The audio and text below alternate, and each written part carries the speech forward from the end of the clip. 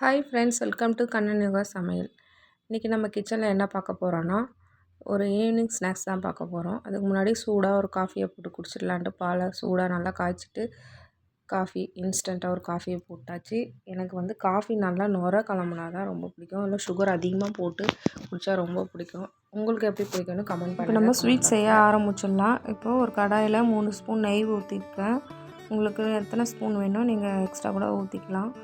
அதுக்கப்புறம் நான் நட்ஸு கொஞ்சம் கட் பண்ணி போட்டிருக்கேன். பாதாம், முந்திரி, கிஸ்மிஸ் எங்கள் பசங்க சாப்பிட மாட்டாங்க.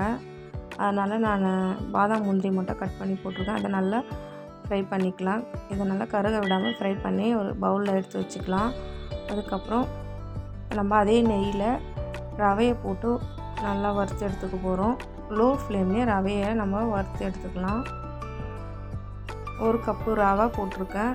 இது எனக்கு தேவையான அளவு. உங்களுக்கு எத்தனை கப் வேணுமோ அந்த அளவு மெஷர்மெண்ட் பண்ணிக்கோங்க. இப்போ நான் 1 கப்பு ரவைக்கு 2 கப்பு தண்ணி ஊற்றிருக்கேன். நல்லா ரவை ஃப்ரை ஆனதும் நம்ம தண்ணி ஊற்றி நல்லா லோ ஃப்ளேம்லேயே கிண்டி விட்டுக்கலாம்.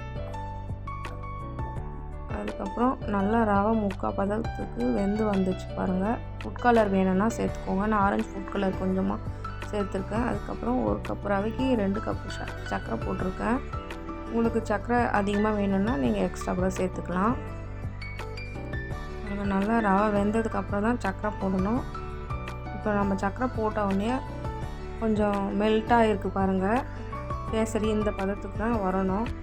அதுக்கப்புறம் தேவையான அளவு ஏலக்காய் 2 நசுக்கி போட்டிருக்கேன்.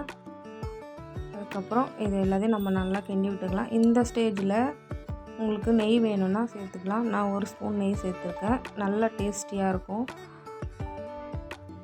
அதுக்கப்புறம் நல்லா கிண்டி விட்டுக்கலாம். பாருங்கள், கடாயில் ஒட்டவே இல்லை. எவ்வளோ சூப்பராக வந்துச்சு பாருங்கள். நான் நான்ஸ்டிக் கடாயில் கூட செய்யலை, சாதாரண கடாயில் தான் செஞ்சுருக்கேன். இந்த அளவுக்கு பதமாக வந்திருக்கணும். இப்போ பாருங்கள், சூப்பராக ரெடி ஆகிடுச்சு நம்ம கேசரி. மேலோட்டமாக கொஞ்சம் நட்ஸ் இருக்குது, அதையும் நான் தூவி விட்டுக்கிறேன். இந்த அளவுக்கு இருக்கணும். சூப்பராக ரெடி ஆகிடுச்சு. நீங்களும் உங்கள் பசங்களுக்கு ஸ்நாக்ஸ் கேட்டாங்கன்னா இதுபோல் ஈஸியான ஸ்வீட் செஞ்சு கொடுத்துருங்க. இப்போ நம்ம பிளேட்டிங் பண்ணிக்கலாம். சூப்பராக ரெடி ஆகிடுச்சு. இந்த வீடியோ பிடிச்சிருந்தா லைக் பண்ணுங்கள், ஷேர் பண்ணுங்கள், கமெண்ட் பண்ணுங்கள், மறக்காமல் சப்ஸ்கிரைப் பண்ணுங்கள். பாய். அடுத்த வீடியோவில் பார்க்கலாம்.